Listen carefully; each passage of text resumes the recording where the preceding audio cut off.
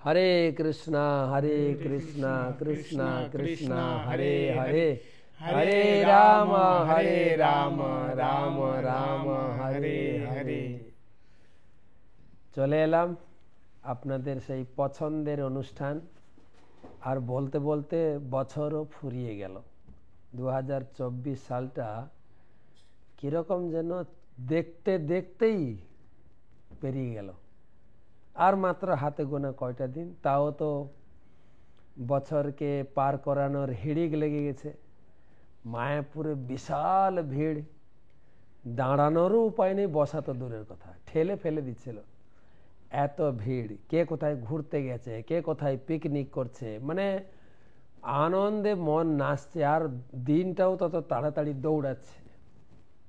আর সামনে আসছে 2025 সালের নতুন বছর। ভাবছি আজকে পুরাতন নতুন বছর মিলিয়ে একটু আলোচনা করি। হিসাব নিকাশের পালা। পুরাতন বছরটা আমার কিরকম কেটেছে, নতুন বছরটাকে কিভাবে আহ্বান করব, নতুন বছরে কি কি করব, একটা পুরো অনুষ্ঠান সূচি। আমাদের গুরুবর্গেরও দুটো কথা শুনলে না শুনলেই নন।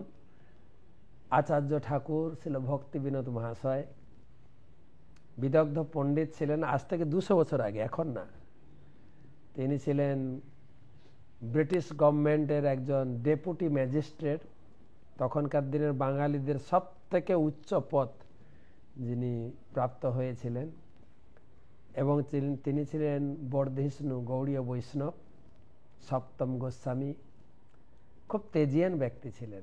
আমাদের গুরুদেব ইস্কন প্রতিষ্ঠাতা আচার্য অভয় চরণার ভক্তি বেদান্ত স্বামী প্রভুপাদের গুরুদেবের পিতৃদেব, বলিষ্ঠ ব্যক্তি। তিনি বলছেন, হে নববর্ষ তুমি জয়যুক্ত হও। নববর্ষকে কিরকম আহ্বান করছেন, হে নববর্ষ তুমি জয়যুক্ত হও, শ্রী শ্রী মায়াপুরের বিশেষ উন্নতি করো। শুধু তাই নয়, জগৎকে হরি নামে তৃপ্ত করো। জীব সকলকে এরূপ প্রবৃত্তি দেও যেন তাহারা শুদ্ধ ভক্তি অবলম্বন পূর্বক শুদ্ধ নাম পরায়ণ হয়। তিনি একভাবে প্রার্থনা করেছেন সারা জগৎ যেন নামে মগ্ন হয়, ভগবানের নামে, ভগবানের প্রেমে, ভগবানের ভক্তিতে তাদের জীবন যেন উৎসর্গ হয়। আরো অনেক মহাত্মার জীবনী শোনা যায়। রবি ঠাকুরও বলে গেছেন নববর্ষ কথা। তো যাই হোক, আজকে সেই নববর্ষ, পুরাতন বর্ষের বিদায়, আগমন, সেটা নিয়ে আলোচনা করব। আমাদের আজকে স্টুডিওতে উপস্থিত আছেন আপনাদের সকলের পরিচিত কমলাপতি প্রভু, আমাদের এই টক স্টুডিওর একজন পুরানো এবং বলিষ্ঠ এবং অত্যন্ত অভিজ্ঞ ব্যক্তি। শুধু তাই না, ওনাকে পেয়েছি আবার বিদেশে। আমরা বসে আছি সিঙ্গাপুরের মাটিতে বসে আমরা এটা চর্চা করছি, টক শো চর্চা আজকে। তো কমলাপতি প্রভুকে বিশেষ কৃতজ্ঞতা এবং আহ্বান জানাই আমাদের এই টক শোতে আজকে উপস্থিত থাকার জন্য। হরে কৃষ্ণ মহারাজ, দণ্ডবত প্রণাম। তো তার জ্ঞান গর্ভ নিজের উপলব্ধি থেকে আপনাদের সঙ্গে শেয়ার করবেন যে বছরটা পেরিয়ে গেল তাকে নিয়ে কি আলোচনা করা দরকার, বা সামনে বছরের জন্য আমাদের কি পরিকল্পনা নেব আমরা, যাতে আমাদের জীবনটা সঠিক পথে সঠিক মার্গে যেতে পারি, সেই সঙ্গে আমাদের জীবনের জন্য এক মুহূর্ত আমরা নষ্ট করে না ফেলি, কাজে লাগাতে পারি। আমরা শুনবো কমলাপতি প্রভুর কাছ থেকে। সঙ্গে আরেকজন আমাদের নতুন অতিথি আমরা নিয়ে এসেছি আজকে। আমাদের সঙ্গে আছেন শ্রী পাঞ্চজন্য কেশব প্রভু। উনিও মায়াপুরের একজন খুব পুরানো ব্যক্তি, দীর্ঘ প্রায় 2 যুগ 12-24 বছর, 2 যুগ ব্যাপী তার জীবনকে উৎসর্গ করেছেন গুরু সেবায়। তিনি গুরু মহারাজের একজন ব্যক্তিগত সচিবও বলতে পারেন। সে সময় জয়প্রতাপ স্বামী গুরু মহারাজের অত্যন্ত স্নেহধন্য শিষ্য। ব্যক্তিগতভাবে গুরু মহারাজ তাকে কিছু কিছু দায়িত্ব দিয়েছেন, যে কাজগুলো উনি গুরু মহারাজের হয়েই মায়াপুরে করে চলেছেন। যেটা যেরকম হচ্ছে হেল্প ডেস্ক। মায়াপুরে বিভিন্ন অনুষ্ঠানে একটা তার গ্রুপ রয়েছে, যেখানে বিভিন্ন বুথ তৈরি করে তীর্থযাত্রী দেশ বিদেশ থেকে আগত ভক্তদের সেবায় নিয়োজিত। অনেকে মায়াপুরে আসেন, তাদের কিছু দরকার হলে তারা একদম তাদের নেটওয়ার্ক রয়েছে। প্লাস বহুপাদের শিষ্য যারা বয়স হয়ে গেছে, এখন অনেকে চাইছেন মায়াপুরে এসে তারা শরীরটা মায়াপুরেই ছাড়বে, তাদেরও খুব সেবা করেন। ব্যক্তিগতভাবে অনেক সেবাই করে থাকেন। তার একটা বড় টিম রয়েছে, এটা গুরু মহারাজের নির্দেশনায়। প্লাস মায়াপুরে প্রতি বৃহস্পতিবার গুরু পূজা এবং গুরু চর্চা JSSS এর তিনি কোঅর্ডিনেটর। তো অনেক দায়িত্ব। উনিও আমাদের সিঙ্গাপুরের মাটিতে আছেন, আমরা একসঙ্গে এসেছি, হয়েছি, তাকেও পেয়েছে। তার কিছু উপলব্ধি আমাদেরকে বলবেন, শেয়ার করবেন। তার দুই যুগ ধরে কৃষ্ণ ভাবনা চর্চার কিছু উপলব্ধি আমাদের কাছে তুলে ধরবেন।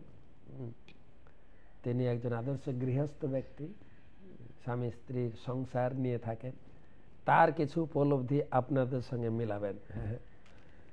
তো যাই হোক, আমরা দুজনকে পেয়েছি, 5 জন। কেশব প্রভু, আপনাকেও ধন্যবাদ আমাদের এই টক শো স্টুডিওতে সুস্বাগতম জানাই। আপনার উপস্থিতি আমাদের অত্যন্ত আনন্দদায়ক। তো আমরা শুরু করতে চলেছি আজকের আলোচনা।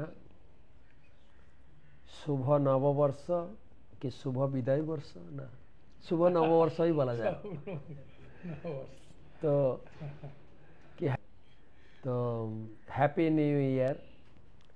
যদিও আমাদের নিউ ইয়ার অনেকগুলো হয়ে গেছে। বৈশাখ মাসে শুভ নববর্ষ, তারপরে মার্চ মাসে গৌর পূর্ণিমার সময় শুভ গৌরাব্দ, তারপরে এটা চলছে এখন আসছে ইংরেজি নববর্ষ। এখানে আমরা সিঙ্গাপুরে দেখছি সাজো রব, রাস্তাঘাট, দোকানপাট, ঘর বাড়ি আলোক সজ্জায় সজ্জিত। আর আমাদের ভক্তরাও মাঝে মাঝে ছুটি ছাটা পাচ্ছে, তারাও বেশ আনন্দে আছে। তারাও সেই জন্য আমরা এসেছি, তাদের সঙ্গে একটু বসে ঘোরাফেরাও করছি, একটু শাস্ত্র আলোচনাও হচ্ছে। তো এতগুলো নববর্ষ, ইংরেজি, বাংলা, বৈষ্ণবীয় মাস, আমি কমলাপতি প্রভুকে জিজ্ঞাসা করব, আমরা কোনটা পালন করব, নাকি প্রতি মাসেই বলতে থাকবো শুভ নববর্ষ? যদি আপনি একটু কিছু বলেন। মাইক।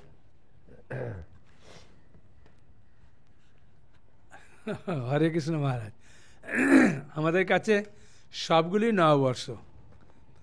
আর মহারাজকে আমি অনুরোধ করব, শিলা প্রভুপাদ এই নববর্ষ সম্বন্ধে একটি খুব সুন্দর বার্তা আমাদের জন্য প্রদান করেছেন। সেটি মহারাজের শ্রীমুখ শ্রবণ করে তারপরে আমি আরম্ভ করব। আপনার শুনুন, শিলা প্রভুপাদ নববর্ষ সম্বন্ধে কি বলেছেন। মহারাজ একটু সকলকে অবগত করান। তো প্রভুপাদ তার এক শিষ্য কীর্তনানন্দ মহারাজকে তিনি পত্র লিখেছেন 1968 সালে। যাই হোক, আওয়ার নিউ ইয়ার মানে আমাদের যে নববর্ষ, আমাদের নববর্ষ প্রতিদিন। কেন? কৃষ্ণ হচ্ছে নিত্য লীলা পরায়ণ। নিত্য লীলা মানে তার লীলা সবসময় নবায়মান ভাবে চলছে। আর এটাও জানা উচিত। দেখো, আজকে ধরুন আমাদের এই টক শো চলছে সন্ধ্যার সময়, 7:45, 7:30, 7:45 মাঝখানে আমরা বসে আছি। এটা সন্ধ্যা। আমেরিকায় তো সকাল, আমরা সিঙ্গাপুরে আছি, এটা আবার 2.5 ঘন্টা এগিয়ে সব কিছুতে। তো সব মিলিয়ে সব সময় কৃষ্ণের কাছে পুরো বিশ্বটাই নবনবায়মান। তাই যারা আমরা কৃষ্ণ ভক্ত, আমাদের কাছে প্রতিদিন নববর্ষ। তো সুতরাং যতই আমরা কৃষ্ণ ভাবনামিত অনুশীলন করব, কৃষ্ণের সেবায় যুক্ত হব, নবায়মান আনন্দ অনুভূতি হবে। আনন্দাম বুদ্ধি বর্ধন, শিল প্রভুপাদ এইভাবে লিখেছেন। হরে কৃষ্ণ। মহারাজের শ্রীমুখ থেকে শ্রবণ করলেন, শিলা প্রভুপাদের কথা মতো আমরা প্রতিনিয়ত নববর্ষ পালন করতে পারি। কিন্তু জগতের মানুষের কাছে 1 জানুয়ারি নববর্ষ, 31শে ডিসেম্বর শেষ হবে। তাই নববর্ষের জন্য সবাই খুব প্রস্তুতি। আর ইস্কনের প্রতিটা সেন্টারেই এই নববর্ষকে আহ্বান করছে হরিনাম কীর্তনের মাধ্যমে। শ্রীল ভক্তিবিনোদ ঠাকুরের পথকে অবলম্বন করে সারা রাত ধরে কীর্তন হবে। নববর্ষের মঙ্গল আরতিতে সবাই যোগদান করবে। যোগদান করে সবাই হরিনামের মাধ্যমে নববর্ষকে গ্রহণ করবে। জয়। হ্যাঁ, happy new year to you. Hare Krishna Krishna Krishna Hare Hare, Hare Ram Ram Ram Hare Hare. হ্যাঁ, তাই না? এই হরিনামের মাধ্যমে গ্রহণ করবে। তাই ভক্তিবিনোদ ঠাকুর একটা গানে বলছেন, হ্যাঁ, রাধা কৃষ্ণ বলো সঙ্গে চলো, এই মাত্র ভিক্ষা চাই। রাধা কৃষ্ণ বল বল বলো রে সবাই। এই রাধা কৃষ্ণর মাধ্যমে, হরিনামের মাধ্যমে যদি আমাদের জীবনকে নতুন বছরে গ্রহণ করি, তাহলে আমাদের জীবন ধন্য হয়ে যাবে। কারণ শাস্ত্রে স্পষ্ট করে উল্লেখ আছে যে আপনার কপালে যেটা লেখা আছে সেটা হবে। কিন্তু যদি আপনি ভক্তিপথে এগিয়ে যাবেন, তাহলে কপালের রেখাটাকে আপনি অনেক বড় বিপদ থাকলে খুব ছোট করতে পারবেন। শিলা প্রভুপাদের একবার সবজি কাটতে গিয়ে আঙুল কেটে গিয়েছিল, কোড়ে আঙুল। তার শিষ্যরা বললেন, প্রভুপাদ আপনি এত হরিনাম প্রচার করেছেন, হরিনাম করেন, আপনার আঙুল কাটা গেল। প্রভুপাদ বলছে, হ্যাঁ, আমার গলা কাটার কথা ছিল, যেহেতু আমি হরিনাম করছি, হরিনাম প্রচার করছি, হরিনাম করতে সকলকে উৎসাহ দিচ্ছি, সেই জন্য আমার শুধু কোড়ে আঙুলটা কাটা গেছে। তাই আপনার জীবনকে যদি সত্যি করে পরিবর্তন করতে চান, তাহলে আপনাকে হরিনাম গ্রহণ করতে হবে, কৃষ্ণ ভাবনামৃততে আসতে হবে, তবে আপনি পরিবর্তন করতে পারবেন। আর শাস্ত্রে এটাকেই খুব সুন্দরভাবে জোর দেয়া হয়েছে। তাই চৈতন্য চরিতামৃতে একটা কথা আছে, খুব মন দিয়ে শুনুন। চৈতন্য চন্দ্রের দয়া করো বিচার, বিচার করিলে চিত্তে পাবে চমৎকার। আপনি যদি বিচার করবেন যে 2024 সালে আমি কি ভাবে আমার উন্নতির দিকে আমার বাধা এসেছে, আমি 2025 সালে কিভাবে আমার জীবনকে আরও সুন্দরভাবে উন্নতির পথে নিয়ে যাব, পারমার্থিক পথে আমি কিভাবে আগিয়ে নিয়ে যাব। কমলাপতি প্রভু একটা কথা জিজ্ঞেস করি। বলুন মহারাজ। সুন্দর যেভাবে বলছেন যে আমাদের নববর্ষটাকে আমরা ইস্কনে যেভাবে বরণ করি, এই ইংরেজি হ্যাপি নিউ ইয়ার, সন্ধ্যা আরতির পর থেকে নববর্ষের মানে হ্যাপি নিউ ইয়ার, সেই 1 জানুয়ারির পূর্ব মুহূর্তটা আসা পর্যন্ত কীর্তন, বনফায়ার আমাদের হয়, বনফায়ার আর কীর্তন চলে, এবং সবাই আকুল ভরে হরিনামের মাধ্যমে নববর্ষকে বা হ্যাপি নিউ ইয়ারকে বরণ করে। আমার একটা প্রশ্ন আপনার প্রতি, এই নববর্ষ কথাটি কোনো কি তিথি নাকি কোনো ধর্মীয় অনুষ্ঠান, ব্যাপারটা কি? যে হ্যাপি নিউ ইয়ার, এত সাজু কত লক্ষ লক্ষ টাকার লোকে খরচা করে, আনন্দ করে, ফুর্তি করে, কোনো তিথি, কোনো ধর্মীয় অনুষ্ঠান নাকি এটা কি জিনিস? এটা মহারাজের প্রশ্নটা অপূর্ব লাগলো না? হ্যাঁ, সাধারণত এটা কোনো তিথি নয় বা কোনো গ্রহ নক্ষত্রের ক্ষেত্রে শুভ নয়। সাধারণত যেমন একটা বাড়িতে সন্তান জন্ম নিলে, যেমন একটা আনন্দ হয়, স্যার নতুন বছর আসছে, নতুন বছরটা আপনাকে কাটাতে হবে মহারাজ, কিন্তু কিভাবে কাটাবেন সেটার একটা আহ্বান, প্রস্তুতি, হ্যাঁ, সেইটার জন্যেই আমরা নতুন বছর কিভাবে আরও আনন্দময় করে তুলতে পারি আমার জীবনটাকে।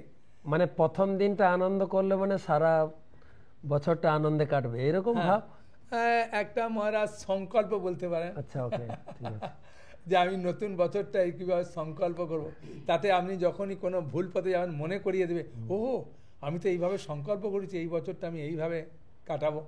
হ্যাঁ, আপনাকে বিচারের একটা অধিকার আপনি একটা পাবেন, যে জীবনে একটা বিচার করলে যতক্ষণ না আপনি বিচার করছেন ততক্ষণ আপনি আনন্দ পাবেন না।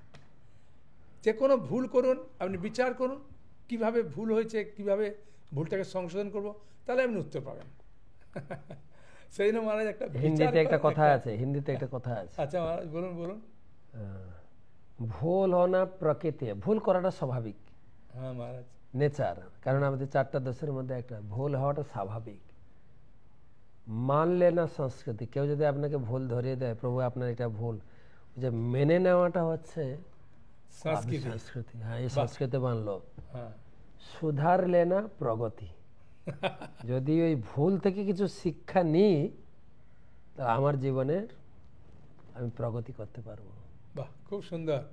এই সম্বন্ধে মহারাজ আমার মনে পড়ে গেল, মহাপ্রভুর পিতা জগন্নাথ মিশ্র যখন মহাপ্রভুকে শাসন করতেন, করার পরে জগন্নাথ মিশ্র বলতেন যে দেখো আমি তোমার বাবা, আমার কর্তব্য তোমার ভুলগুলোকে ধরিয়ে দেওয়া, সংশোধন করানো, এবং তোমার কাজ সেটাকে শ্রবণ করে সংশোধন করা, এটা আমার কাজ।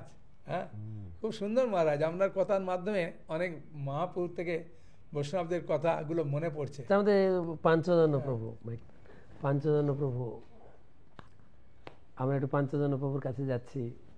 যে কথা হচ্ছে, উনি তো মঠ মন্দিরে থাকেন, সাধু বাবা, মঠ মন্দিরের কথাই বললেন।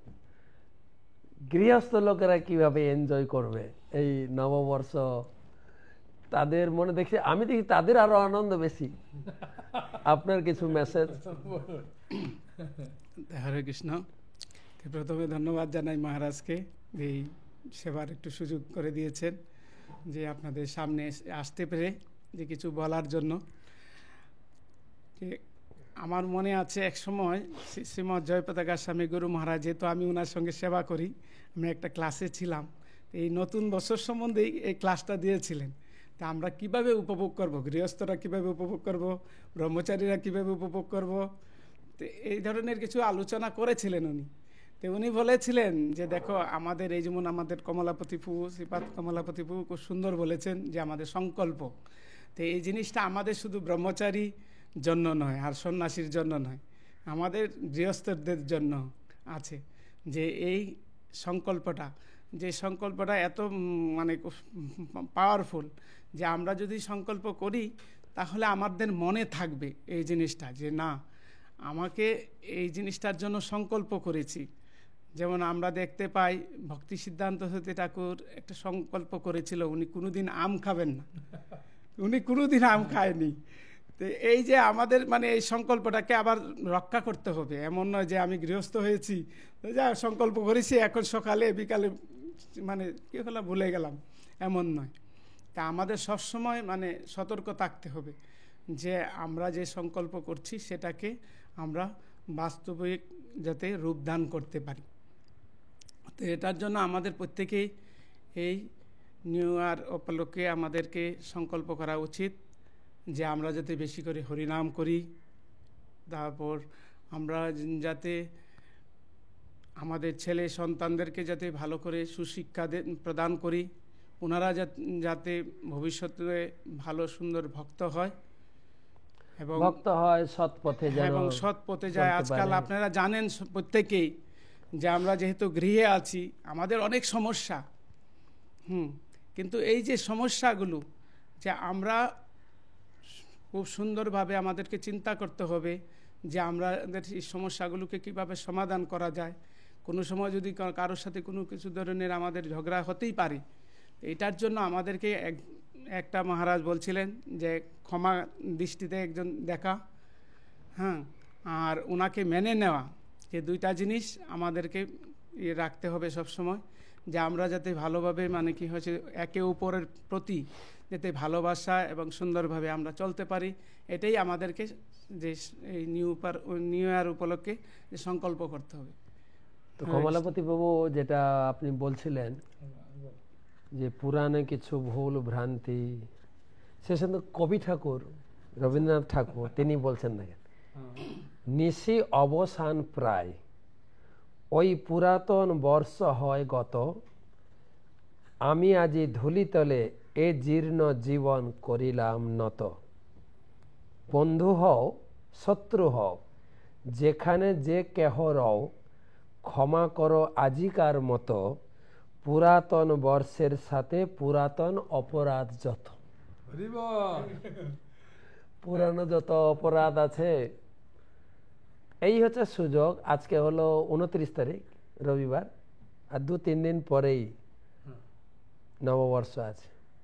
তো রবি ঠাকুরের শিক্ষা অনুযায়ী তিনি বলতে চাইছেন, যার যার কাছে এই গত 24 সালটা 2024 সাল, যার যার কাছে অপরাধ হয়েছে, ভুল ত্রুটি হয়েছে, ক্ষমা চেয়ে নেওয়ার সুযোগ। পুরাতন বর্ষের সাথে পুরাতন অপরাধ যত ক্ষমা করে দিও। তাহলে একটা ভালো সুযোগ আমরা পেলাম, তাই না? তাকে আমরা বলতে পারবো হ্যাপি নিউ ইয়ার বলে, যে পূর্বের যত আমি আপনার চয়নকম অপরাধ করেছি আপনি ক্ষমা করে দেন। তাকে আলিঙ্গন করার সুযোগ, তাকে প্রণাম করার সুযোগ, তাই না? এটা ভালোই আছে। হ্যাঁ, তার কাছে ক্ষমা চাওয়ার সুযোগ। হ্যাঁ, একজন মহারাজ আমাকে বলছিলেন যে আমি তো অত্যন্ত পাপী লোক, আমি তো ধর্ম টর্ম মানি না, করি না, তাহলে আমি হ্যাপি নিউ ইয়ারকে কী করে গ্রহণ করব? হ্যাঁ, আমি বললাম যে ভাগবতমের একবার শেষ শ্লোক, বুঝেছেন? ভাগবতম 12 স্কন্ধ, 12 স্কন্ধে 13টা অধ্যায় আছে, 13 অধ্যায়ের একদম শেষ শ্লোক 23 নম্বর শ্লোকে, হ্যাঁ, সেখানে বলছে নাম সংকীর্তন যশ সর্ব পাপ প্রণশনম। তুমি যদি হরিনাম করবে সমস্ত পাপ চলে যাবে। হ্যাঁ, এবং শুধুমাত্র ভাগবত বলেনি, শ্রীমদ্ ভগবদ গীতায় 9ম অধ্যায় রাজগুজ্জ যোগে সবথেকে গোপনীয় জ্ঞান যেখানে ভগবান দিয়েছেন, সেই অধ্যায়ের 30 নম্বর শ্লোকে বলেছেন, অপি চেত শূদ্রাচার ভজত মাম অনন্যভাগ সাধুরূপ সমন্তব্য সম্যং ভবিষ্যতি। তুমি যদি সমস্ত পাপীর থেকে পাপীকে নিজে মনে করো, হ্যাঁ, আপনি যে বলছেন যে আমি তো পাপী, আমি নিউ ইয়ারকে কী করে গ্রহণ করবো? নিউ ইয়ারকে গ্রহণ করার খুব সুন্দর সহজ সরল উপায়, অপি চেত শূদ্রাচার। তুমি যদি পাপীর থেকে পাপী নিজেকে মনে করো, পাপী থেকে পাপিষ্ট হয়ে থাকো, তাহলে তুমি যদি ভগবত ভক্তিতে যুক্ত হও, হরিনাম করো, তার সমস্ত পাপ চলে যাবে। আপনি চিন্তা করতে পারেন, হ্যাঁ, যে আমি তাহলে এই বছরে, হ্যাঁ, যখন সময় পাবেন, এর কোনো এরাম নয় নিয়মিত স্মরণে কালো, হরিনামের কোনো নিয়ম নেই।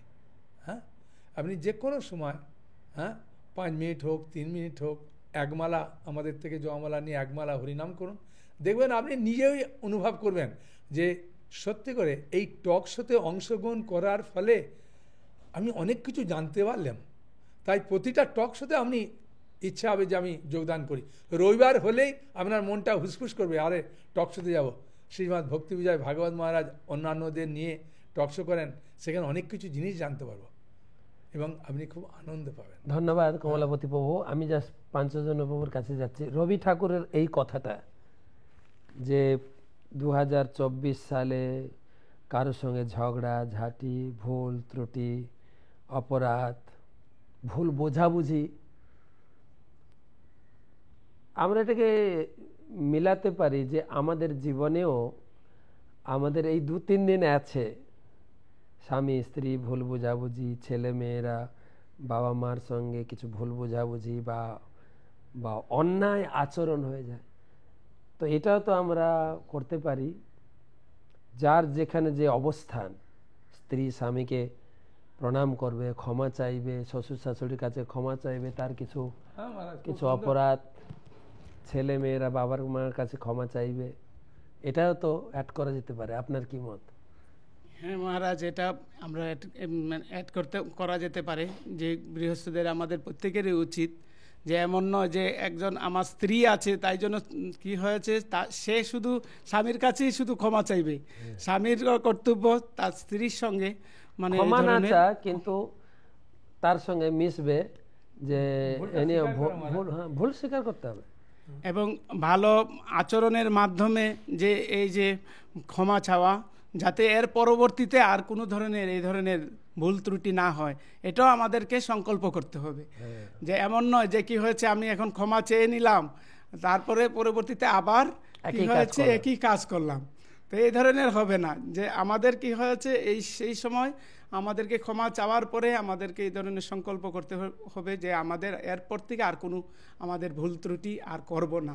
এটা একটা রবি ঠাকুরের একটা বড় নির্দেশ, যে আমরা একটা পারিবারিক যোজনা, বাবা মা ভাই বোন, ঠাকুমা দাদু সবাই কিভাবে সঙ্গবদ্ধভাবে একে অপরের কাছে সম্মান প্রণাম। আরেকটা দিকও আপনাকে মনে রাখতে, আমার যেটা মনে পড়লো, আমি ক্ষমা চাইতে পারি যার কাছে আমি ভুল করেছি, তাকেও একটু রেডি থাকতে হবে আমি সব ভুলে গিয়ে যেন ক্ষমা করে দিই। আমি যদি গো ধরে বসে থাকি, তোমাকে আমি চিনি, কিন্তু তুমি এরকম ক্ষমা চাইবে কিন্তু পরে আবার একই ভুল করো না। ভুল তো হয়, কিন্তু আমাকেও রেডি থাকতে হবে, আমিও তাকে যেন ক্ষমা করে দিই। আমি কারো কাছে ভুল করেছি, ক্ষমা চাইছি, তিনিও যেন কৃপা করে আমাকে ক্ষমা করে দেন। এটাও একটা ভালো। আর একটা জিনিস মহারাজ আমরা অ্যাড করতে পারি, আমরা সেই দিনে আমরা ভগবানের কাছে প্রার্থনা করতে পারি। কেন প্রার্থনা অনেক শক্তি আছে এটার মধ্যে, যে শক্তির মাধ্যমে অনেক বড় বড় কি হয় কিছু কেটে যেতে পারে। তাই আমরা ভগবানের নৃসিংহদেবের কাছে প্রার্থনা করতে পারি যে আমরা যে ভুল ত্রুটিগুলো আমাদের মধ্যে হয়েছে ভগবান আমাদেরকে ক্ষমা করে দিন, আর আগামীতে যাতে আর না হয় তাই জন্য আমাদেরকে এইভাবে শক্তি প্রদান করুন এবং ভক্তি প্রদান করুন। খুব ভালো কথা বলেছেন। কিন্তু তার মানে নববর্ষ শুধু খালি যে কেক খাবো আর হাওয়া করে ঘুরে বেড়াবো তাই না, কিন্তু সবাই পরিবারের সবাই, বাবা মা ভাই বোন ঠাকুমা দাদু সবাই মিলে গিয়ে ভালো করে ভগবানকে পুজো করব, সাজাবো এবং ভগবানের কাছে আমার যৎকৃত অপরাধ ভুল ত্রুটি ক্ষমা প্রার্থনা করব। এবং আরেকটা ভালো কথা বলেছেন, যাতে 2025 বা আগের দিনগুলো হতে যাতে ভুল ত্রুটি থেকে সাবধান হতে পারি, ভগবান যেন আমাকে শক্তি প্রদান করেন।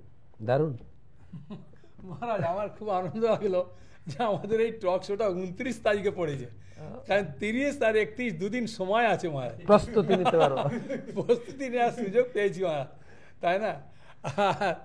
গৃহস্থ থেকে আরম্ভ করে সকলের আমি দেখলাম যে এই যে আজকের টক শোটা 29 তারিখে পড়তে এত আনন্দ পাচ্ছি যে দুদিন সে ভালো রকমভাবে চিন্তা ভাবনা করা, মিষ্টি কেনার সুযোগ পাবে। আমরা মহারাজ ওই বিজয় দশমীতে বাবা মাকে এসে প্রণাম করে যারা এসেছিল প্রণাম নিতাম, তারা আশীর্বাদ করতেন, খুব আনন্দ পেতাম আমরা।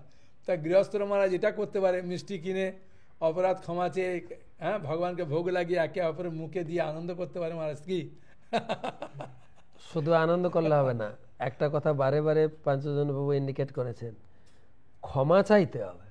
হ্যাঁ, ক্ষমা তো চাইবে অবশ্যই, এবং তখনই আনন্দ হবে যদি আমি কারো কাছে ক্ষমা চাই, যে সত্যিকার আমি ভুল করেছি, অন্তর থেকে ক্ষমা চাই, আর তিনি অন্তর থেকে আমাকে ক্ষমা করে দেবেন, সেটাই হচ্ছে আনন্দ। বাহ, খুব ভালো। হ্যাঁ, সেটাই তাহলে ভুলে গিয়ে আমরা একসঙ্গে থাকতে পারবো, একটা পরিবারে সারা জীবন আমরা সুখে থাকতে পারবো। ভুল ত্রুটি হবেই, তো আমরা সবাই আনন্দ পাচ্ছেন না মহারাজের শ্রীমুখ থেকে শ্রবণ করে? হ্যাঁ, আমাদের সংশোধন এই টক শোটা যে কি উপকার দিচ্ছে আমি আজকে এখানে বসে আনন্দ পাচ্ছি, বুঝতে পারছেন? হ্যাঁ, আপনারা কি আনন্দ পাচ্ছেন একটু লিখে জানাবেন, ঠিক আছে? আমাদের পাঞ্চজন বাবু কিছু বলছেন, দেখি বলুন। হ্যাঁ, আমার একটা জিনিস মনে পড়লো, তাই জন্য আবার মনে হলো এটাতে আমি অ্যাড করে দিই। অ্যাকচুয়ালি আমরা অনেক সময় আমাদের কারো কাছে ক্ষমা চেয়ে নেই, মনে করি ঠিক আছে হয়ে গেল, কিন্তু আমাদের এটাতেই শেষ নয়, আমাদের অনুশোচনা করা উচিত যে না, আমরা যে ভুলটা করেছি সেই ভুলটার জন্য অনুশোচনাও করা উচিত। তাহলে কি হবে, ভগবান আমাদেরকে এই সমস্ত ভুলের জন্য আমাদেরকে দণ্ড প্রদান করবেন না, আমাদেরকে ক্ষমা করে আমাদেরকে ভগবত ভক্তিতে আমাদেরকে যে ভালো শক্তি প্রদান করবেন, ভক্তি প্রদান করবেন। তা আমরা চাই যে এই ধরনেরই আমাদের যারা গৃহস্থ ভক্তরা আপনারা আছেন, যে আমরা সবাই মিলে এ ধরনের একটা সংকল্প করি যাতে আমরা আগামীতে কীভাবে ভক্তিতে আমরা এগোতে পারি, এবং যারা গৃহে আছি আমরা গৃহে থেকে খুব শান্তিতে আনন্দতে থাকতে পারি ভগবত ভক্তি নিয়ে। হরে কৃষ্ণ। ভগবত ভক্তি নিয়ে গুরুজনদেরকে সম্মান প্রদান করা, গুরুজনদের সম্মান প্রদান করা, ছোটদেরকে বুকে জড়িয়ে আদর করা, এটা সুন্দর সম্পর্ক সব দিক থেকে। আমি কারোর কাছ থেকে জুনিয়র, কারোর কাছে আমি সিনিয়র, আমার দুটো রোল প্রত্যেকের। তো সেই জন্য আমার আদর্শ জীবনটাকেই এই সংসার একটা বন্ধনে গড়ে তুলবে, সুখের সংসার। তো যাই হোক, অনেক ক্ষমা চাওয়া অনেক কথা হলো, লোকে হয়তো বিরক্ত হয়ে যাবে। এখন রবি ঠাকুরের পরের পদটা শুনি, ঠিক আছে? আগে তো হলো পুরাতন যত অপরাধ আছে ক্ষমা চাবে, এখন নতুন সংকল্প। তিনি বলছেন, আজি বাঁধিতেছি বসি নতুন সংকল্প, অন্তরে আমার সংসারে ফিরিয়া গিয়া হয়তো কখন ভুলিব আবার, তখন কঠিন ঘাতে এনো অশ্রু আখিপাতে অধমের করিও বিচার, আজি নববর্ষ প্রভাতে ভিক্ষা চাহি মার্জনা সবার। আজ চলে গেলে কাল হবে কি না হবে নাহি জানে কেহ, আজিকার প্রীতিসুখ রবে কি না রবে আজিকার স্নেহ। যতটুকু আলো আছে কাল নিভে যায় পাছে, অন্ধকারে ঢেকে যায় গেহ। আজ এসো নববর্ষ দিনে যতটুকু আছে তাই দেহ। সবাইকে দিন প্রেম, সবাইকে দিন ভালোবাসা, আর নতুন বছরের সংকল্প গড়ে তুলুন। নতুন বছরের সংকল্প কমলাবতী পাবো, নতুন সংকল্প। রবি ঠাকুর বলছেন, আজ বাঁধিতেছি বসি নতুন সংকল্প, অন্তরে আমার সংসারে ফিরিয়া গিয়া হয়তো কখন ভুলিব আবার। নতুন কি সংকল্প নতুন বছরের জন্য? আসলে আমরা সবাই চাই যে আমার জীবনটা যাতে সুখে কাটে, আনন্দে কাটে। এটা সকলেরই একটাই ইচ্ছা যে আমার জীবনটা যেন নতুন বছর যেন সুখে কাটে, আনন্দে কাটে। হ্যাঁ, কিন্তু সুখ দুঃখটা দেহকে কেন্দ্র করে, আর আনন্দটা আত্মাকে কেন্দ্র করে। হ্যাঁ, সেখানে ভগবদ গীতায় ৫ম অধ্যায়ে ২২ নম্বর শ্লোকে বলছেন, যেই সংস্পর্শ যা ভোগা দুঃখ জনয় এবতে আদ্যবন্ত কন্তেও নতেষু রমতে বুধা। যারা জ্ঞানী ব্যক্তি তারা এই সুখ দুঃখের মধ্যে যায় না, তারা সবসময় আনন্দ লাভের জন্য যায়। সুখ দুঃখটা ক্ষণস্থায়ী, আসবে যাবে। তাই আনন্দময় জীবন করতে গেলে আপনাকে ভগবানের সঙ্গে যুক্ত হতেই হবে, কারণ ভগবান আনন্দময়। সেই জন্য আমরা সবাই আনন্দ চাই। সেই আনন্দময়ের সঙ্গে যুক্ত হলেই আপনার জীবনটা আনন্দে পরিপূর্ণ হয়ে যাবে। সেই জন্যে আমি আপনাদেরকে বারবার বলবো যে জীবনটাকে আনন্দময় করে তুলতে গেলে ভগবানের সঙ্গে যুক্ত হন। সেই জন্য শ্রীমদ্ ভাগবতমে ১ম স্কন্ধ ২য় অধ্যায় ৬ নম্বর শ্লোকে বলছেন, হ্যাঁ, সবই পুংসাং পরধর্ম যত ভক্তির অদক সাজে, অয়ুতুকি অপ্রীততা জয়া আত্মাসু প্রসিদ্ধতি। হ্যাঁ, সবই পুংসাং মানে মানুষের, হ্যাঁ, সবই পুংসাং, পুংসাং মানুষ, সবই পুংসাং পরধর্ম, সবচেয়ে শ্রেষ্ঠ ধর্ম হচ্ছে কি অদক্ষজ, ভগবানের সঙ্গে যুক্ত হওয়া। সেই জন্যে আপনার জীবনকে যদি সত্যি করে নতুন বছরে আপনি আগিয়ে নিতে চান, তাহলে কিভাবে ভগবানের সঙ্গে যুক্ত হবেন, কিভাবে আপনার জীবনকে আনন্দময় করে তুলবেন, হ্যাঁ, আপনারা যোগাযোগ রাখতে পারেন আমাদের শ্রীমদ্ ভক্তি বিজয় ভাগবত মহারাজের হোয়াটসঅ্যাপে। আপনি প্রশ্ন করতে পারেন যে মহারাজ, আমার জীবনটাকে একটু পরিবর্তন করতে চাই, আপনাদের টক শো ক্লাস শুনে আমি খুব আনন্দ পেয়েছি, কিন্তু এবারে পরিবর্তন করতে, মহারাজ আপনাকে খুব সুন্দর একটা গাইড দেবেন। হ্যাঁ, মহারাজ এই সম্বন্ধে আপনি দু একটা কথা বলুন। মূল কথা হচ্ছে যেটা আমাদের আলোচনা করছি, এ দেখুন না 2024টা কিভাবে কিভাবে এই নববর্ষ করতে করতেই চলে গেল। আর সেটাই কবিগণ বলেছেন যে কমল জলদল জীবন টলমল। এই সংসারে কবিগণ উদাহরণ দিয়েছেন যে পুকুরের জলে যখন পদ্ম পাতা থাকে, পদ্ম পাতা ফুল না, তাতে এক বিন্দু জল পড়লে জলটা স্থির থাকে না, কিন্তু পাতা যেরকম নড়ে জলটা আরো বেশি নড়ে। আমাদের জীবনটাও সেরকম। 24 সাল চলে গেল, আবার 25 সাল আসছে। 25 সাল এই বরণ করতে করতে আবার এসে যাবে 26 সাল। তো এই সংকীর্ণ সময়ে মনে হচ্ছে 365 দিন, কিন্তু কর্মব্যস্ত মানুষের ক্ষেত্রে ক্ষণিক সময়। এই অল্প সময়ের জীবনে আমরা যেন কারোর কাছে ভুল ভ্রান্তি, অপরাধ বা তার কাছে শত্রু হয়ে না যাই। যতটুকু পারি যেন চেষ্টা করি বন্ধু হও শত্রু হও সবার সঙ্গে মিলেমিশে থাকি, সবার নেচারের সঙ্গে নিজেকে একটু তাল মিলিয়ে চলি, তাহলে আমাদের জীবনটা অনেকটাই সরল হয়ে যাবে। এবং সেই সঙ্গে কমলাবতী প্রভু বারে বারে গীতার দৃষ্টান্ত দিচ্ছেন, আমরা যেন গীতাকে আধার করে থাকি। ভগবান এই গীতার জ্ঞান দিয়েছেন। মহারাজ ওর তো একটা বছর যাওয়া মানে তো একটা বছর আয়ু থেকে কমেও গেল। হ্যাঁ, এটাও আমাদের জানা দরকার। আয়ু বাড়লো না, আয়ু কমলো। হ্যাঁ, যদি আমার বয়স হয় 70 বছর, তার মানে 1 বছর কমে গেল না বাড়লো? 1 বছর কমে গেল। খুব ভালো কথা বলেছেন, এটাও উপলব্ধি করা দরকার আছে। কমলা তো গীতা থেকে, গীতা মাহাত্ম থেকে আমি একটা শ্লোক বের করছি, তার উপরে ভগবান বলছেন যে আমাদের জীবনে সবসময় যে তুমি যদি সত্যিকারেই সংসার সাগরম ঘোরম তক্তম ইচ্ছামি জোনর গীতা নামম সমাসাদ্য পারম জাতি সুখেন। তুমি যদি এই সংসারে সুখ এবং জীবনের অন্তে পরের জীবনে সুখ পেতে চাও, তাহলে গীতাকে আশ্রয় করো। গীতা নামম সমাসাদ্য, গীতারূপ নৌকাতে আশ্রয় করো, তাহলে তোমার জীবনটা সুখী হবে।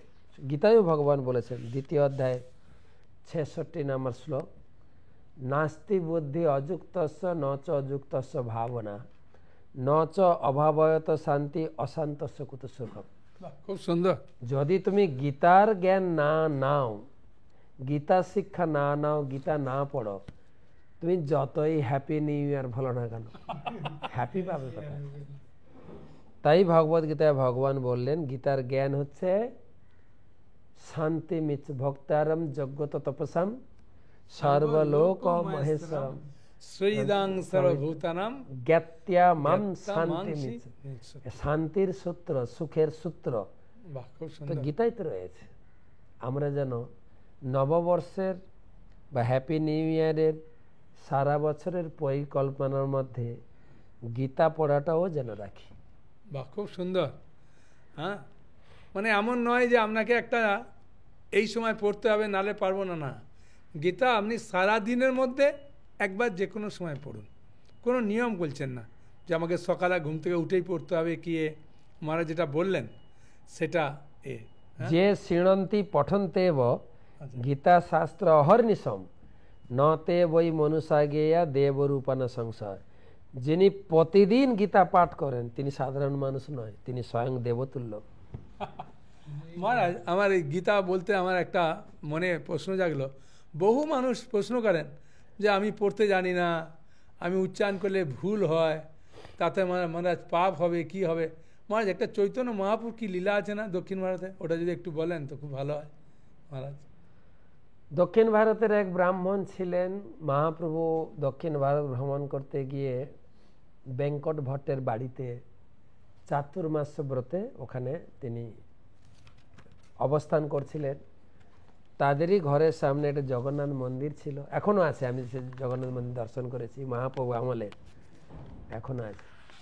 সেই দেবালয়ে বসে এক বৃদ্ধ ব্যক্তি গীতা পড়তেন, কিন্তু গীতাটা ধরেছেন, এটা হচ্ছে গীতা, উনি ধরেছেন উল্টো দিয়ে আনন্দে কেঁদেই যাচ্ছেন, আনন্দ আসলো। মহাপ্রভু দেখে অবাক। তার গীতা পাঠের পরে মহাপ্রভু জিজ্ঞাসা করলেন, মহাত্মা, গীতার কোন শ্লোকটা পড়ে আপনি এত আনন্দ পাচ্ছেন, একটু যদি বলেন। আমাদের লোকে জিজ্ঞেস করে না, কোন কোন শ্লোকগুলো মুখস্থ করব, কোন শ্লোকটা পড়ে এত আনন্দ? তখন ভদ্রলোক বলছেন যে দেখুন, আমি নিরক্ষর, মূর্খ না, নিরক্ষর, অক্ষর জ্ঞান নেই, ইলিটারেট বলে, তো আমি তো পড়তেই জানি না, আর কি করে। তো তাহলে আপনার এত আনন্দ? না, আমার গুরুদেব দীক্ষার সময় বলেছেন তুমি ডেলি গীতা পড়বে। গুরুদেবের নির্দেশ মেনে আমি গীতাটা খুলে বসি, আর যখনই গীতা পৃষ্ঠা উল্টে দেখি, গীতাতে আমি শ্লোক দেখি না, আমি অর্জুনের সেই রথে ভগবান সারথি হয়, রথ চালাচ্ছেন, ওইটাই চোখে ভেসে ওঠে। চৈতন্য মহাপ্রভু জড়িয়ে ধরে বললেন, আপনার গীতা পড়া সার্থক হয়েছে, গীতার প্রত্যেকটি শ্লোকে আপনি ভগবানকে দর্শন করছেন। তো গীতা পড়ার জন্য লেখাপড়া লাগে না, কিন্তু হ্যাঁ অবশ্যই অক্ষর জ্ঞান লাগে, এটা ঠিকই, কিন্তু আপনি তো অজুহাত ব্যবহার করতে পারেন না, সব কিছু করছেন। এক ভদ্র মহিলা এসে বলছেন, আচ্ছা, যে আমি বলছি গীতাটা পড়ুন। মহারাজ, আমি তো লেখাপড়া জানি না, আমার কি হবে? তা আমার একটু কৌতুক হলো, একটু ঘাঁটি মাতাজিটাকে। আমি বললাম, মাতাজি, আমাদের যে রাজ্য সরকার লক্ষ্মীর ভাণ্ডার দিচ্ছে, জানেন? আপনি কি লক্ষ্মীর ভাণ্ডার, আপনি স্কিমে আছেন? আপনি কি প্রতি মাসে টাকা পান? হ্যাঁ, আমি পাই না, আমার অ্যাকাউন্টে 500 টাকা ঢুকে যায়। আমি বললাম, আপনি তো লেখাপড়া জানেন না, তো লক্ষ্মী ভাণ্ডারের ফর্ম ফিল আপ করলেন কি করে? ওটা তো আবার ইংরেজি ফর্ম, ফিল আপ করলেন কি করে?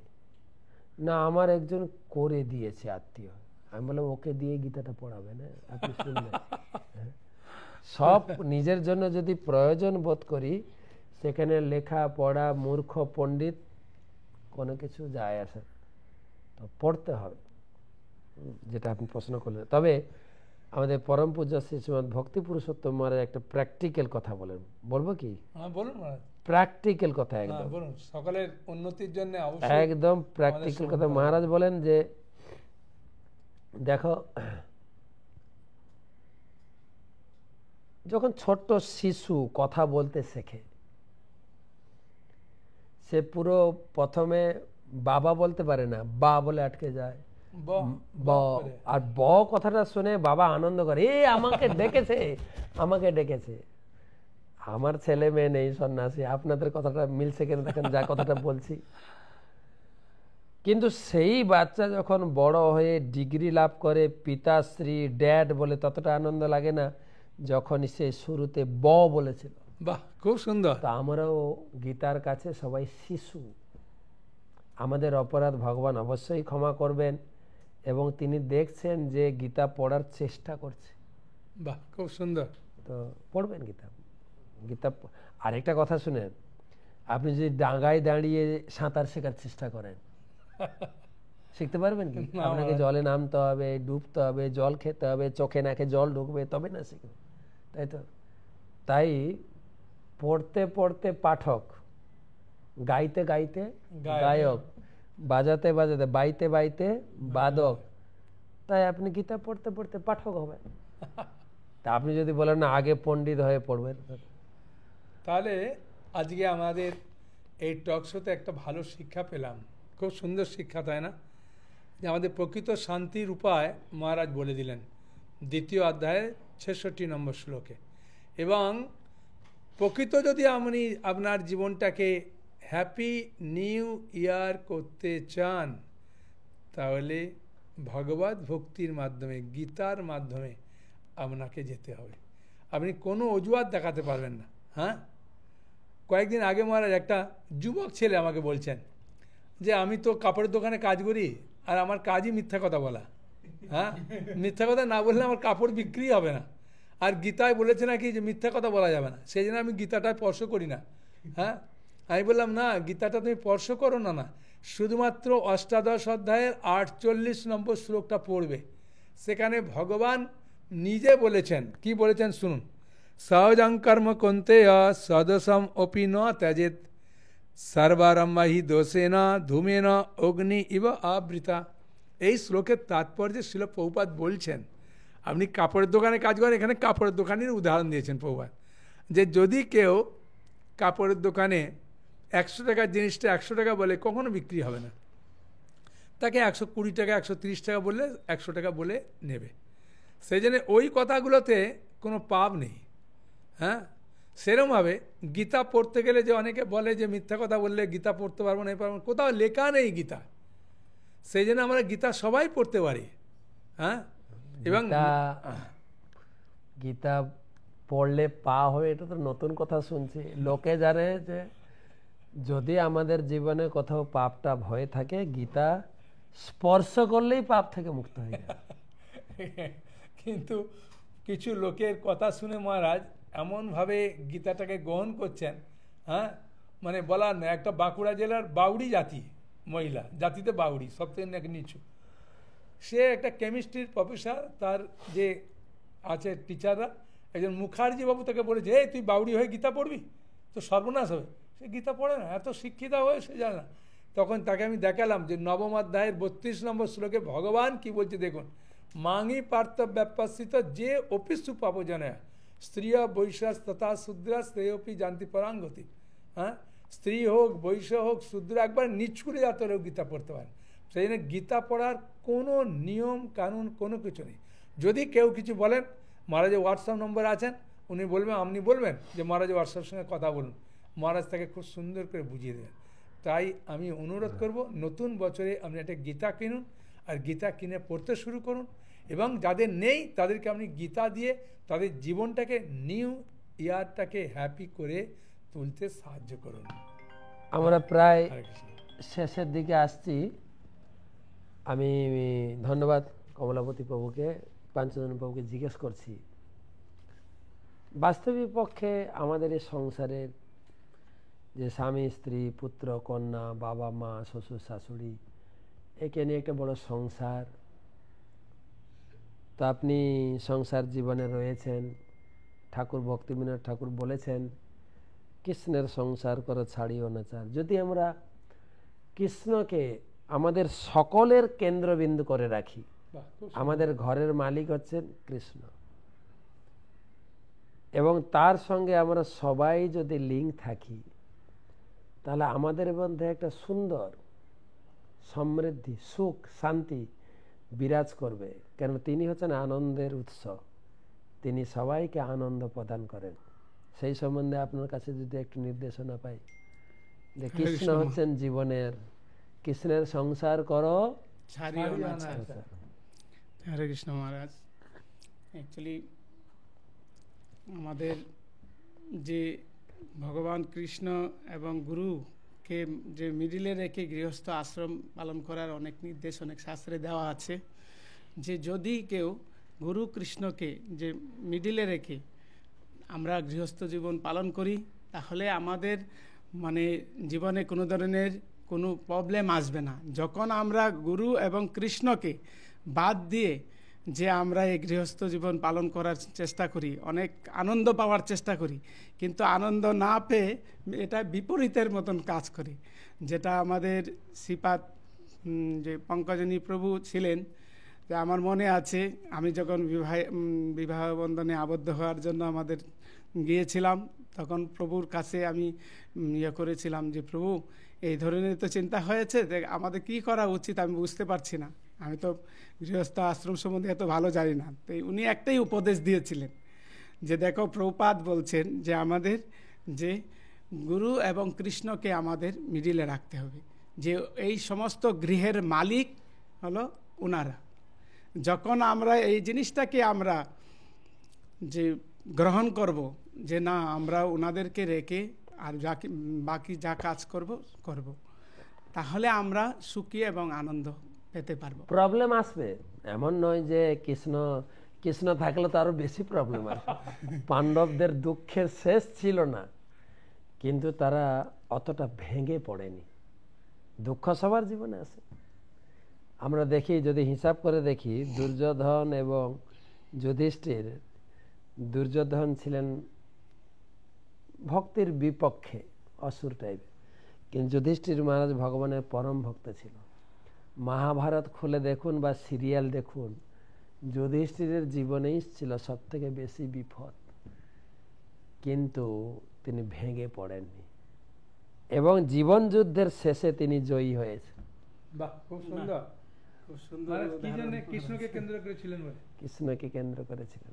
এবার শুধু তাই না, কুন্তী দেবী ভাগবতমে প্রার্থনা করছেন, বিপদতা সন্তু সসৎ তত্র জগৎগুরু।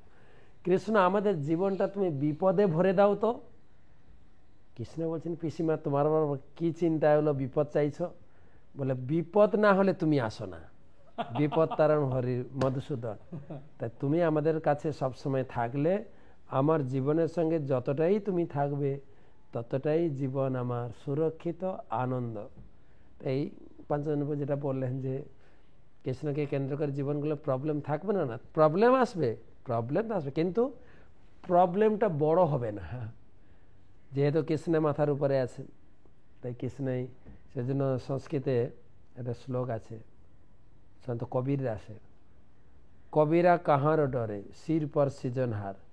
যেহেতু ভক্তরা জানে যে আমাদের মাথার উপরে সৃষ্টিকর্তা, সৃজনহার মানে সৃষ্টিকর্তা রয়েছেন, ভয় কিসের? তাই পঞ্চপাণ্ডবদের কোনো ভয় ছিল না, তো উদ্বেগ ছিল কিন্তু সব কাটিয়ে উঠতে পেরেছে। যাই হোক, রবি ঠাকুরের আরেকটা কথা দিয়ে শুরু করেছিলাম, শেষ করব। বিস্তীর্ণ এ বিশ্বভূমি, সীমা তার নাই, কত দেশ আছে, কোথা হতে কয়জনা হেতা এক ঠাঁই, কেন মিলিয়েছে?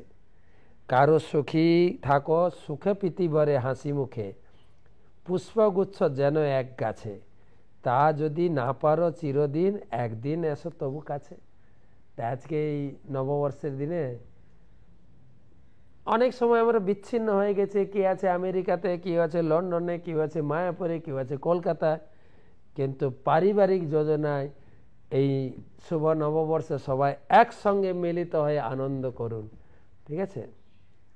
ঠিক যেন একগুচ্ছ পুষ্পের মতো সবাই সম্মিলিতভাবে একসঙ্গে বসে ঘোরাফেরা, একসঙ্গে বসে খাওয়া দাওয়া, একসঙ্গে আসবে সেলফি, এবং সেই সঙ্গে মিলে যাবে পুরো বিচ্ছিন্ন সংসার, এক গুচ্ছতে মিলে যাবে। তাই আনন্দ করুন, আনন্দ করবেন, কিন্তু আমাদের পঞ্চজন্য প্রভুর কথা অনুযায়ী কৃষ্ণকে কেন্দ্র করে। কৃষ্ণ থাকবেন, এই পুষ্প গুচ্ছিকে ধরে রাখার বুটিকা ধরে রাখবেন কৃষ্ণ, কৃষ্ণকে কেন্দ্রীভূত করে জীবন। কমলবতী বাবু কি বলছেন? মহারাজ, আমার এই কৃষ্ণকে কেন্দ্র করে একটা কথা মনে পড়ে গেল। এই মাত্র দুদিন আগে একজন ভদ্রমহিলা ফোন করেছিলেন যে আমার ছেলে মেয়েকে নিয়ে আমি মায়াপুর যেতে পারছি না, খুব কান্না করছে। ওদের ইচ্ছা ছিল নতুন বছরটা মায়াপুরে কাটাবো, এরকম আনন্দে কাটবে, তা রুম পাচ্ছে না। তাই মহারাজ খুব দুঃখ পাচ্ছে, কান্না করছে। তখন আমি ওনাদেরকে একটা ছোট্ট কথা বললাম, সেই কথাটা শুনে ওনারাও খুব আনন্দ পেয়েছেন। আমি বললাম, আপনার ছেলে মেয়েকে আগে আমার সঙ্গে ফোনে কথা বলতে দেন। তা ওনার ফোনে দিলেন। আমি বললাম, মায়াপুর গিয়ে বলো তোমার কি ভালো লাগে। বলছে, মায়াপুর গিয়ে আমার খুব ভালো লাগে, ওখানে অনেক ফুল থাকে, ফটো তুলি, আর প্রসাদ খেতে খুব ভালো লাগে। হ্যাঁ, তা ওর দিদিটা বলছে মায়াপুরে ভগবানকে খুব সুন্দর সাজায়, ওই সাজানো থেকে আমার খুব ভালো লাগে। হ্যাঁ, তখন আমি এবার বললাম, তোমার মাকে ফোন দাও। তো ওর মাকে ফোন দিয়েছে। ওর মাকে আমি বললাম যে আপনি বাড়িটাকে মায়াপুর তৈরি করে দেন, আপনার বাড়িতে যে রাধা মাধব আছে না? বলছে আছে। আমি ওই দিন খুব সুন্দর করে কদিন সাজান ভালো করে, আর ভোগ লাগিয়ে খান, তাহলে প্রসাদ ছেলেমেয়েরা খাবে। আর আপনার বাড়ির ফুলবাগান যেগুলো ফুল টুল আছে সেগুলো বাড়ির সামনে খুব সুন্দরভাবে সাজিয়ে বাড়িটাকে একদম পরিষ্কার করুন। তো বাড়িটাকে যদি মায়াপুর তৈরি করে নেন তাহলে আর মায়াপুর আসার জন্য কান্না করবে না। হ্যাঁ, তখন ওই বাচ্চাকে বললাম যে তোমার মাকে বলো যে তোমাদের যে বাড়িতে যে রাধা মাধব আছে, হ্যাঁ আলেখ্য, তাকে ভালো করে ফুল দিয়ে সাজাতে, সুন্দর করে ভোগ রান্না করে খাওয়াতে, বাড়িটা সুন্দর করে পরিষ্কার করতে। মায়াপুর যেমন আনন্দ হয়, তোমরা সিনেমায় বাড়িটাকে মায়াপুর তৈরি করে নাও। তা মাতাজি খুব খুশি হলেন, ছেলে মেয়েদের কান্না বন্ধ হয়েছে। মহারাজ এই সম্বন্ধে আপনি একটু তার মানে কিছু বলুন। আপনি চাইছেন প্রত্যেকটা বাড়ি মায়াপুরের মতো গড়ে উঠুক, খুব ভালো সন্দেশ। নতুন বছর হ্যাঁ, নতুন তৈরি করতে পারে। ওই এলো এ জীবনে নতুন প্রভাতে নতুন বড়, সব কবি ঠাকুরের লেখা। আচ্ছা, মনে করি প্রীতিবারে বাঁধি হাতে হাতে না পাই সাহস, নব অতিথিরে তবু ফিরাইতে নাহি কভু, এসো এসো নতুন দিবস ভরিলাম পুণ্য অশ্রু জলে, আজিকার মঙ্গল কলস। মঙ্গল কলস তৈরি করুন, নতুন বছরকে স্বাগত জানানোর জন্য ঠাকুরকে ভালো করে সাজান। এটা একটা দিক নির্দেশনা। ভালো করে আলোক সজ্জা দিয়ে ঠাকুরের মন্দির সাজাবেন, ঠাকুরের জন্য মালা গাঁথবেন, সুন্দর করে গড়ে তুলবেন। যাই হোক, প্রায় 1 ঘন্টা হতে চললো। মহারাজ প্রসাদ খুব সুন্দর প্রসাদ রান্না করবে, হ্যাঁ, ভোগ লাগাবে, আনন্দে খাবে। আমাদের খাওয়াবেন না, ওনারা খাবেন? ওনারা খাবেন, হ্যাঁ, ওনারাও খাবেন। পাড়া প্রতিবেশীকেও ডাকুন। যতটা এই হচ্ছে আজকের দিনে যেটা প্রথম দিয়ে শুরু করেছিলাম, ভুল ভ্রান্তি ভুলে গিয়ে সবাই এক হৃদয়ে মিশে যান। বাহ, খুব সুন্দর। এইটা হচ্ছে যেটা কমলাবতী বলেন যে 2 দিন আগে টক শো হচ্ছে ভালো, 2 দিনের প্রস্তুতি নেবেন। ফোন করুন, কাছে যে নেই, কাছে যে আছে তার কাছে যান, তাকে ঘরে ডাকুন, হৃদয়ে হৃদয়ে একটু মিলে যান, ভুল ভ্রান্তি বুঝে নিয়ে, ভুল ভ্রান্তিকে একদম অন্ধকারে ঠেলে দিয়ে হৃদয়ে হৃদয়ে গড়ে উঠুক। যদিও বিয়ের সময় কার্ডে লেখা হয় হৃদয়ং মম হৃদয়ং তব, কিন্তু সেটা থাকে না। নববর্ষে সেটা করতে পারি আমরা। বাহ, খুব সুন্দর মহারাজ।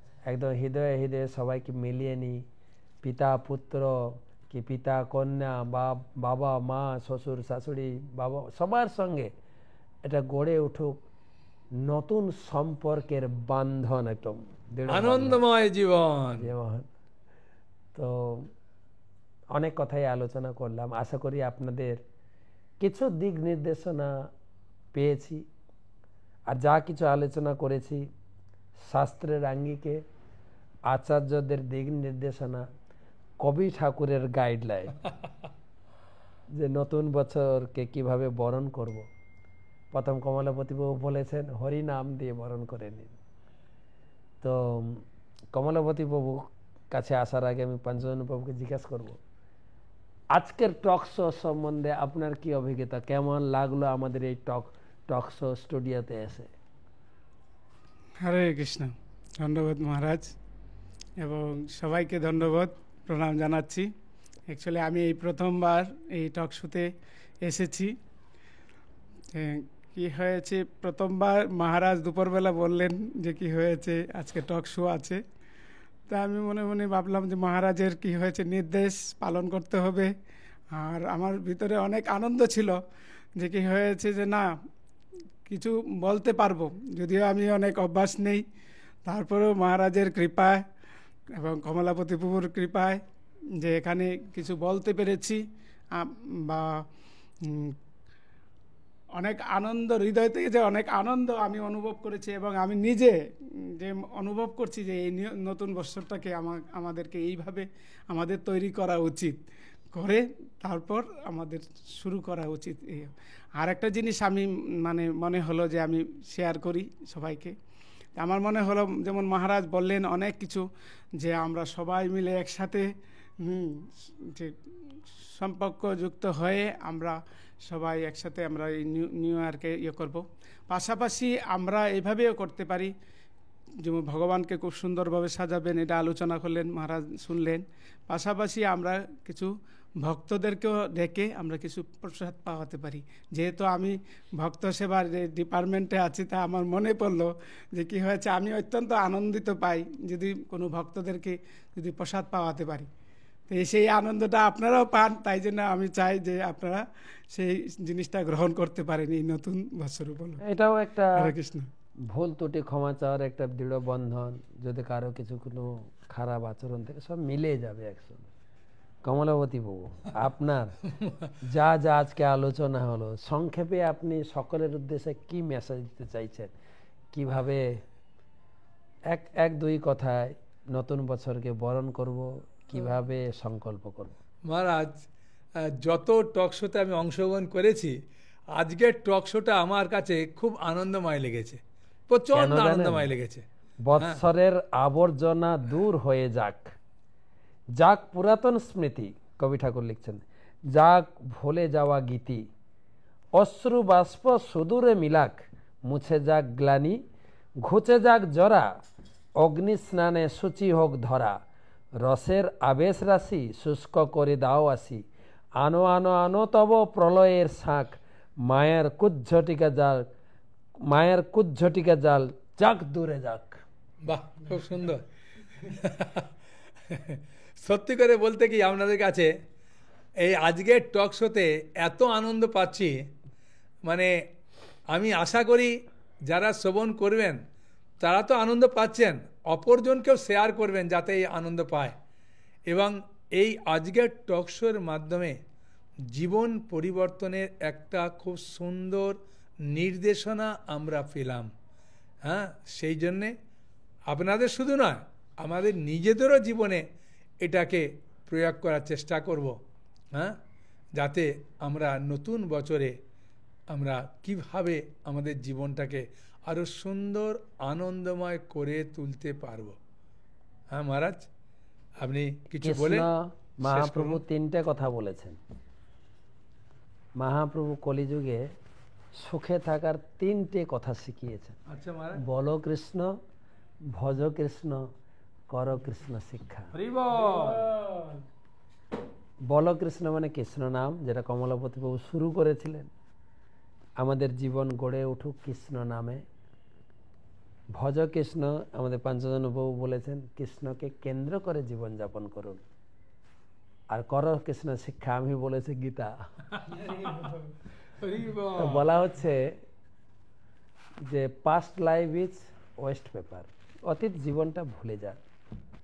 Present life is news paper, নতুন নতুন নিউজ।